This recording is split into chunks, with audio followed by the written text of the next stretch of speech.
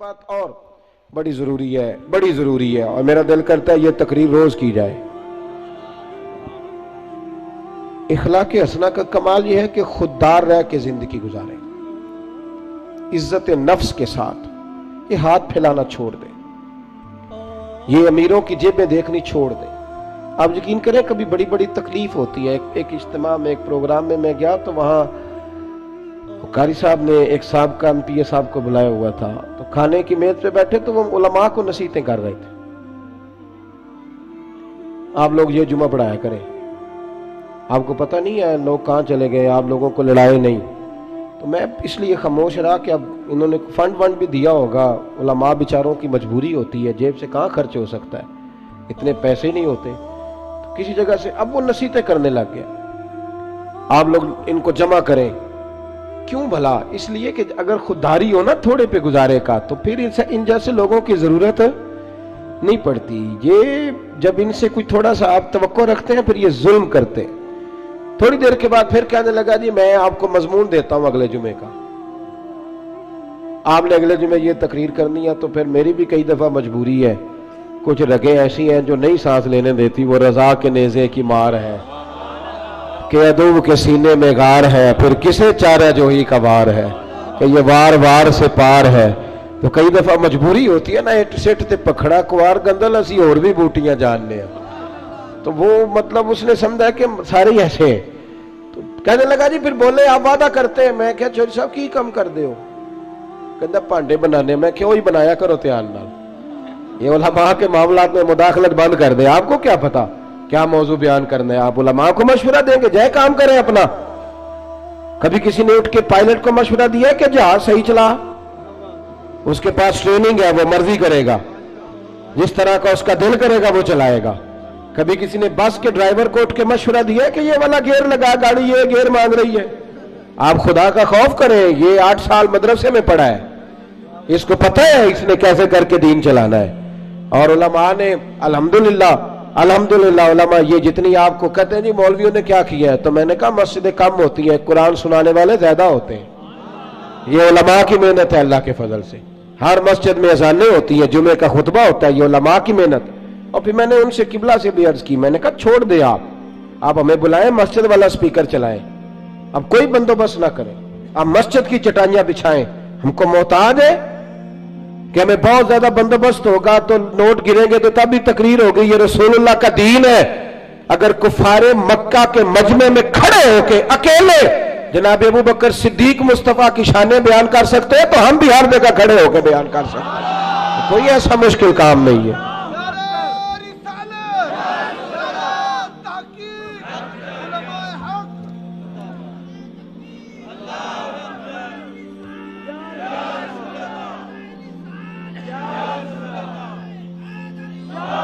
थोड़ी ना खुददारी, इज्जत नफ्स।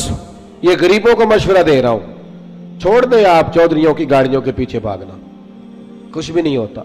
आप छोड़ दें इनकी परवाह करनी।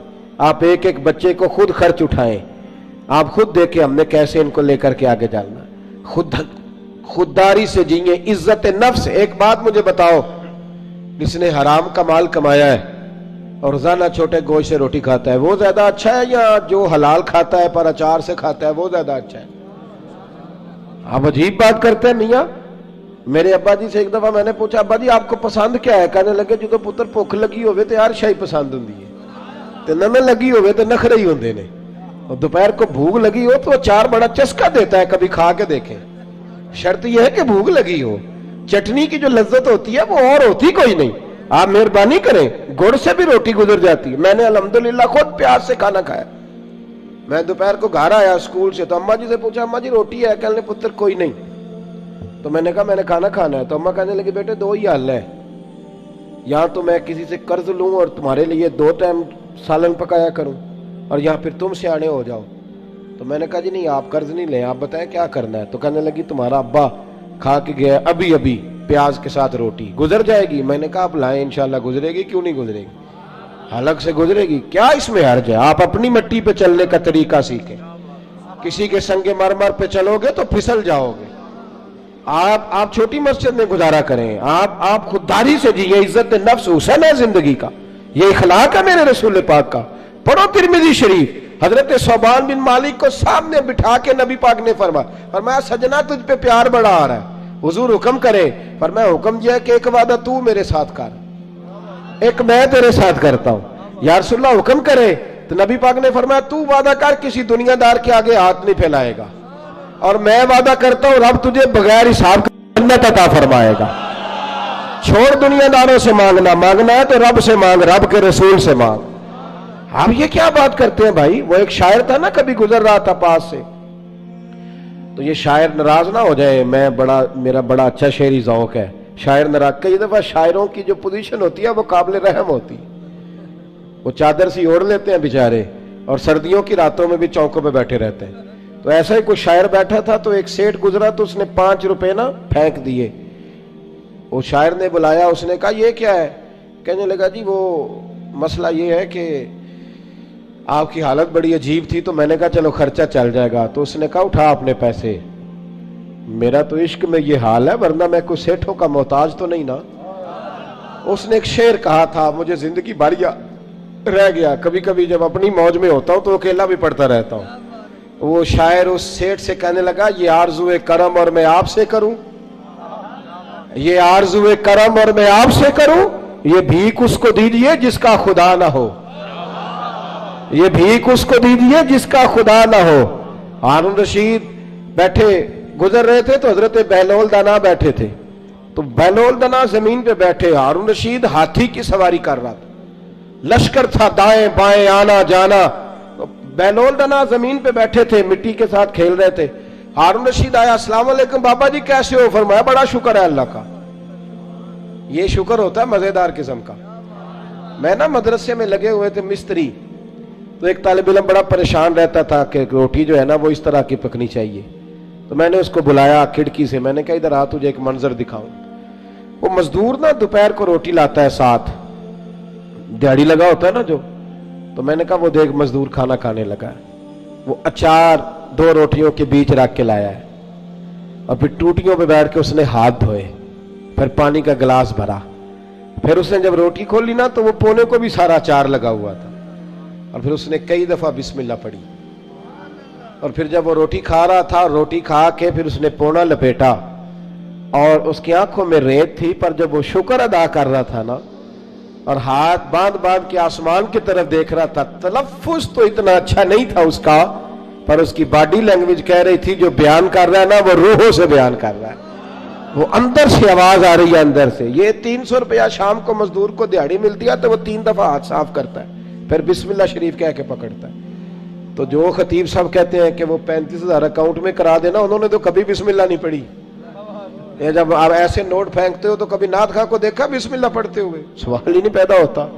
उसको तो पता है कि अब कौन सा शेर है जो बार बार पढ़ूंगा तो उस पर नोट आएंगे, उसको तो पता है। और साथ ये भी कह रहा है कि मैं नबी पाक के तरफ से आता है तो खाता हूं, तो ये क्यों कह रहा था पहले 25,000 भेजो तो फिर आऊंगा? इसकी क्या जरूरत थी? अगर तू हुजूर के नाम पे खाता है ना तो फिर सेठों से सवाल करने की जरूरत ही नहीं। मुस्तफा करीम जब देते हैं तो शान के साथ देते हैं, और घर बैठे बिठाए भी अता कर देते हैं, फिर जरूरत नहीं। बहलोल दना बैठे थे, तो हारून रशीद करीब से गुजरा, बाबा क्या हाल है? बड़ा अच्छा। कहने लगे बाबा कोई हुक्म ही कर दे। तो बाबा जी मुस्कुरा पड़े, कहने लगे तुझे कौन देता है? कहने लगा अल्लाह। तो फरमाया मुझे? कहा अल्लाह। तो हज़रत बहलोल दना फरमाने लगे ये तो नहीं ना हो सकता कि अल्लाह हारून रशीद को देता जाए और बहलोल दना को भूल जाए, ये तो नहीं ना हो सकता। जा अपना काम कर मियां, तू किस चक्कर में उलझ गया? खुददारी से जिए, इज्जत नफ्स, फटे कपड़े पहन के गुजारा करें। खबरदार, बावकार आदमी शानदार होता है, बावकार आदमी शानदार होता है। मुझे एक बच्चे ने वीडियो ला करके दिखाई, आप यकीन करें मैं आज तक उस बच्चे को ढूंढ रहा हूं। कोई गरीब का बच्चा सड़क पे पेंसिलें बेच रहा था, तो किसी ने उसको कहा, ये इसी वतन की बात, किसी ने उसको कहा ये बेटे 100 रुपया ले लो, तो कहने लगा नहीं मेरे अब्बा ने मना किया। उसने कहा पेंसिल की मजदूरी लेना, मिसवाक बेच लेना, लेकिन पुत्र किसी से 100 रुपया नहीं लेना, फिर मांगने की आदत हो जाती है। फिर इंसान को मुफ्त के दस्तरखान पे मजा आता है। हजरत सालिम बिन अब्दुल्ला बिन उमर, जनाब उमर के पोते, तवाफ़े काबा कर रहे थे, बैतुल्लाह का तवाफ कर रहे थे। طواف کرتے کرتے خانہ کعبہ کے دروازے کے سامنے مقام ملتزم کے پاس کھڑے ہوئے تو خلیفہ عبد الملک بن مروان آ گیا. السلام علیکم کے بعد کہنے لگا حضور میں گورنر ہوں مکے کا, کوئی حکم ہو تو بتائیے گا. طواف مکمل ہوا ہے, خانہ کعبہ کے گیٹ کے کوئی حکم؟ تو حضرت سالم بن عبداللہ فرمانے لگے یار تجھے کس پاگل نے گورنر بنا دیا ہے, کس بیوقوف نے تجھے یہ عہدہ دیا ہے؟ کہتے مجھے بھی کوئی مرد پہلی دفعہ ملا تھا, میرے پیروں تک پسینہ آ گیا, میں خدمت پوچھنے آیا تو انہوں نے کلاس لگا دی, کس بیوقوف نے تجھے گورنر بنایا ہے؟ میں نے کہا حضور کیا ہوا؟ کہنے لگے تو عجیب آدمی, اللہ کے گھر میں آ کے بیت اللہ کے سامنے کھڑے ہو کے رب کریم کے گھر کے دروازے کے پاس آ کے بھی میں دنیا داروں سے مانگوں گا, یہاں آ کے بھی میں نوابوں سے سوال کروں گا, چل دوڑ جا. وہ کہتا ہے میں کانپنے لگ گیا کہ یہ کس مرد سے ملاقات ہو گئی ہے. یہاں تو آپ کو پتہ ہے نا, اللہ خیر کرے, مصلے کے نیچے جو مرضی رکھ دو, کوئی حال ہی نہیں الا ماشاءاللہ. کہتے ہیں کہ کدھر سے آ گیا تو, چل دوڑ. فرماتے ہیں کہ میں نا بڑا پریشان ہوا. وہ خلیفہ کہتے ہیں میں وہاں سے فارغ ہو کے تو باہر نکل گیا, مسجد الحرام سے باہر, جیسے آج لوگ باب عبدالعزیز سے باب فہد سے باہر نکلتے. کہتے ہیں باہر آ گیا, وہاں کھڑا ہوا تو حضرت وہاں آئے. میں نے کہا حضور اب تو بیت اللہ سامنے نہیں, ابھی کوئی حکم کر دیں. تو مسکرا پڑے, کہنے لگے تجھے بڑا شوق ہے تو بتا تجھ سے دین مانگوں کہ دنیا مانگوں؟ میں نے کہا حضور دین تو آپ کے پاس ہے, میرے پاس تو دنیا ہی ہے. تو ہنسنے لگے, فرمانے لگے دنیا تو میں نے اس سے کبھی نہیں مانگی جس نے دنیا بنائی ہے, میں تو اس سے بھی اس کے محبوب کے دروازے کی غلامی مانگتا ہوں. میں تو کبھی اس سے دولت نہیں مانگنے گیا تو تجھ سے مانگوں گا؟ خودداری, خودداری, عزت نفس. میرے غریب کا مسئلہ یہ ہے کہ میرا امیر کہتا ہے کہ یہ ریٹ لے لے گا ووٹ دے دے گا, گلی بنوا لے گا ووٹ لے لے گا. نہ ایسا کرو, خودداری سے جینا سیکھو.